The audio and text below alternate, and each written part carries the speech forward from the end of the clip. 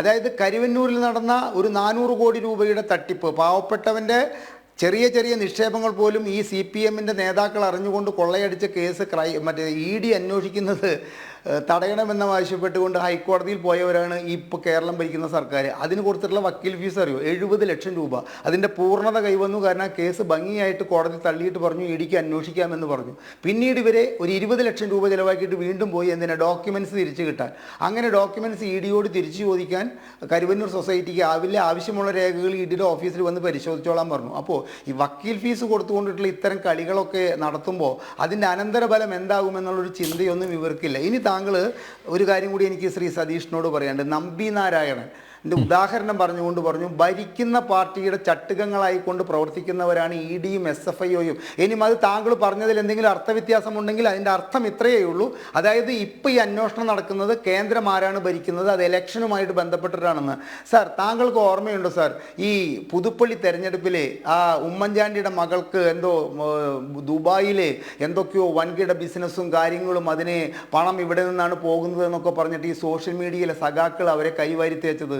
അത് ഈ കേന്ദ്ര അന്വേഷണത്തിൻ്റെ പേരിലാണോ അത്തരത്തിലൊരു കരിവാരിത്തേക്കൽ വന്നത്? ഇനി ഇതവിടെ നിൽക്കട്ടെ, താങ്കളോട് ചോദിക്കുകയാണ്, ഇതിപ്പോൾ ഇവിടെ ജീവിച്ചിരിക്കുന്ന ഉമ്മൻചാണ്ടിയുടെയോ ജീവിച്ചിരിക്കുന്ന കരുണാകരൻ്റെയോ മക്കൾക്ക് നേരെ ഇത്തരത്തിലൊരു ആരോപണം വന്നു കഴിഞ്ഞാൽ ഇത്രയും ശാന്തമായിട്ട് താങ്കൾക്ക് ഈ വിഷയത്തെ ഇത്രയും ചെറിയ തുകയാണെന്ന് പറഞ്ഞിട്ട് ലാഘവ ബുദ്ധിയോടുകൂടി കാണാൻ പറ്റുമോ? അപ്പോൾ രാഷ്ട്രീയം എല്ലായിടത്തും ഉണ്ട് സാർ. സാർ ഒരു കാര്യം മനസ്സിലാക്കണം, കേന്ദ്ര ഏജൻസികൾ ഇത്തരത്തിലുള്ള കേന്ദ്രം ഭരിക്കുന്നവരുടെ ചട്ടുകങ്ങളാവുന്ന പ്രശ്നത്തിൽ ഈ കേരള പോലീസിനെ നിയന്ത്രിക്കാനോ കേരളത്തിലെ എക്സൈസുകാരെ നിയന്ത്രിക്കാനോ കേന്ദ്ര സർക്കാരിനാവുമോ സാർ? ഇല്ല. ചാലക്കുടിയിൽ ഒരു സ്ത്രീയെ ഇത്തരത്തിലെ എന്താണ് പറയേണ്ടത്, ലഹരി മരുന്ന് വിറ്റു എന്ന് പറഞ്ഞിട്ട്, ലഹരി സ്റ്റാമ്പുകൾ വിറ്റു എന്ന് പറഞ്ഞിട്ട് 60 ദിവസം ജയിലിട്ടത് കേന്ദ്ര സർക്കാരിൻ്റെ നിർബന്ധം കൊണ്ടോ കേന്ദ്ര സർക്കാരിൻ്റെ അന്വേഷണ ഏജൻസികളോ അല്ല സാർ. ഇവിടുത്തെ കേരള പോലീസിന് പറ്റിയൊരു പാളിച്ച കൊണ്ട് പാവപ്പെട്ടൊരു സ്ത്രീ 60 ദിവസം ജയിലിൽ കിടന്നിട്ടുള്ള ഒരു സംസ്ഥാനമാണ് സാർ. ഉറങ്ങിക്കിടന്നൊരു ശ്രീജിത്ത് എന്ന് പറയുന്ന ഒരു പാവപ്പെട്ടവനെ വരാപ്പുഴയിൽ നിന്ന് ഇടിച്ച് ചവിട്ടി കൊന്നത് കേന്ദ്ര സർക്കാരിൻ്റെ പോലീസല്ല സാർ, കേരളത്തിൻ്റെ പോലീസാണ് സാർ. താങ്കൾ മറ്റൊന്നും കൂടി മനസ്സിലാക്കുക സാർ, ഒരു നവകേരള യാത്ര എന്ന് പറയുന്ന ഒരു ആഭാസ യാത്ര നടത്തിക്കൊണ്ട് അതിൽ പ്രതിഷേധിക്കാനുള്ള പൗരൻ്റെ അവകാശം കൃത്യമായിട്ട് ഉപയോഗിച്ച കോൺഗ്രസ്സുകാരെ ഹെൽമറ്റ് കൊണ്ടടിച്ചും കല്ലുകൊണ്ടടിക്കുന്നതിനും ഇന്ന് വരെ കേസെടുക്കുകയോ ആ കേസ് മുൻപോട്ട് കൊണ്ടുപോവുകയോ ഒന്നും ചെയ്യാതെ ഒരു പാവപ്പെട്ട വികലാംഗനെ വരെ തല്ലിച്ചതച്ചു. ആ കേസിലെ ഒരു മുഖ്യമന്ത്രിയുടെ ഒരു ഗൺമാനോട് ഹാജരാവാൻ വന്നിട്ട് നാളെ ഇതുവരെ ഹാജരായിട്ടില്ല സാർ. സാർ ഇതൊക്കെ കാണുന്നില്ലേ സാർ? അപ്പോൾ ഭരിക്കുന്നവരുടെ ഇംഗിതത്തിനനുസരിച്ചിട്ടാണ് ഇവിടെ നമ്മുടെ നീതി നിയമ സംവിധാനങ്ങൾ പോലും മുൻപോട്ട് പോകുന്നത് എന്ന് വരികിൽ ഈ 1,72,00,000 രൂപയുടെ കേസ് മനഃപൂർവ്വം ഈ ഇലക്ഷനുമായി ബന്ധപ്പെട്ടിട്ട് കേന്ദ്രം ഉണ്ടാക്കിയതാണെന്ന് പറഞ്ഞാൽ അത് നമുക്ക് തൊണ്ട തൊടാതെ വിഴുങ്ങാൻ പറ്റില്ല സാർ. വിഴുങ്ങാൻ പറ്റുന്ന തോതിലല്ലുള്ള ഒരു കാര്യമല്ല നിങ്ങൾ പറയുന്നത്. അത് നമുക്ക് തൊണ്ട തൊടാതെ വിഴുങ്ങാൻ പറ്റില്ല സാർ.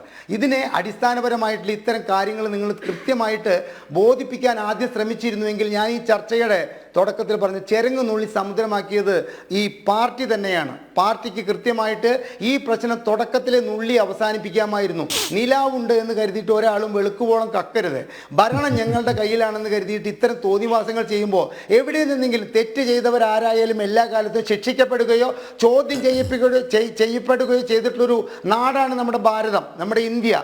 അത്തരത്തിലുള്ളൊരു രാജ്യത്ത് ഇത്തരത്തിൽ കാര്യങ്ങൾ ചെയ്യുമ്പോൾ അതിൻ്റേതായ ഒരു ചോദ്യം വരുമെന്നും അതിന് മറുപടി പറയേണ്ടി വരുമെന്നും കൃത്യമായിട്ടൊരു ബോധമുണ്ടായിരുന്നു സാർ. ഈ GSTയുടെ കാര്യം പറഞ്ഞുകൊണ്ട് ഇപ്പോൾ ഇവിടെ ചർച്ചയിൽ 1-2 GST വന്നു സാർ. എങ്ങനെയാണ് സാർ ഒരു കരാറിൻ്റെ പുറത്ത് GST അടയ്ക്കുക? ഇനി ഞാൻ സാറിനോട് വേറൊരു കാര്യം ചോദിക്കുകയാണ്. വീണ വിജയൻ തുടങ്ങിയിട്ടുള്ള ഈ കമ്പനിയുടെ പേരിൽ അവർ പ്രതിമാസം 5 ലക്ഷം രൂപ സേവനം നൽകാതെയോ സേവനം നൽകിയിട്ടോ വാങ്ങിയെന്ന് പറയുന്നു.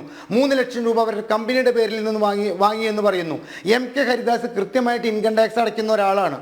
ആ ഇൻകം ടാക്സ് അടയ്ക്കുന്ന എനിക്ക് എൻ്റെ അക്കൗണ്ടിൽ എൻ്റെ മെൻഡർ ഒരു ഗസ്റ്റ് ഹൗസ് പണിയുന്നതിൻ്റെ പേരിൽ അതിൻ്റെ മേൽനോട്ടം എന്നെ ഏൽപ്പിച്ചുകൊണ്ട് എനിക്ക് അദ്ദേഹം ബാംഗ്ലൂരിൽ ഇരുന്നു കൊണ്ട് കുറച്ച് പണം അയച്ചു 2009.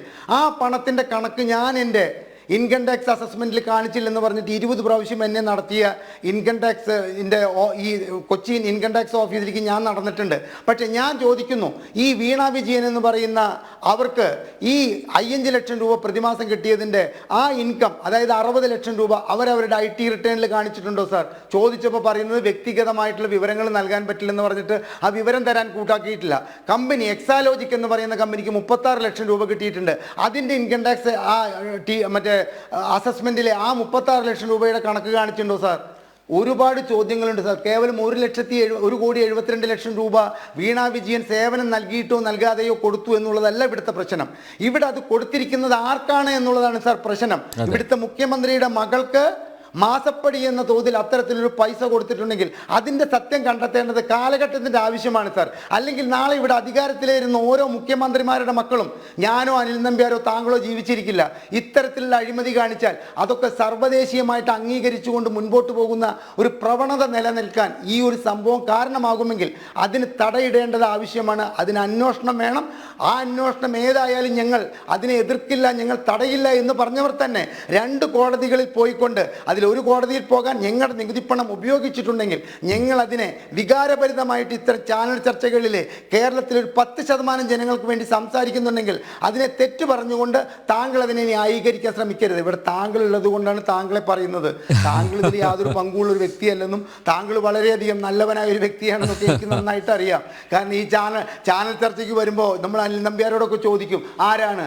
ഇപ്പോൾ CPM ഒരാൾ, ഇപ്പോൾ ഞാൻ ഇതിനു മുമ്പ് പങ്കെടുത്തത് ജനം ചർച്ചയിലല്ല, വേറെ ചാനലിലാണ്. അവിടെ CPM-ന്റെ പ്രതിനിധി ആയിരുന്നില്ല, വേറെ ഇതുവരെ ഇടതുപക്ഷ നിരീക്ഷകനായിരുന്നു. അദ്ദേഹമാണ് ഈ വീണ വിജയൻ എന്ന് പറയുന്നതിന് അങ്ങേയറ്റം രോഷം കൊണ്ട കാര്യം ഞാനിവിടെ പറയേണ്ടി വന്നത്. അപ്പോൾ വീണ വിജയൻ എന്ന ആ ഒരു പദപ്രയോഗത്തിനൊക്കെ അങ്ങേയറ്റം പ്രതിഷേധം രേഖപ്പെടുത്തിക്കൊണ്ട് ഇത്തരം ഒരു കാര്യത്തിന് നിസ്സാരവൽക്കരിക്കാൻ ദയവ് ചെയ്ത് ശ്രമിക്കരുത് ശ്രീ സതീഷ്.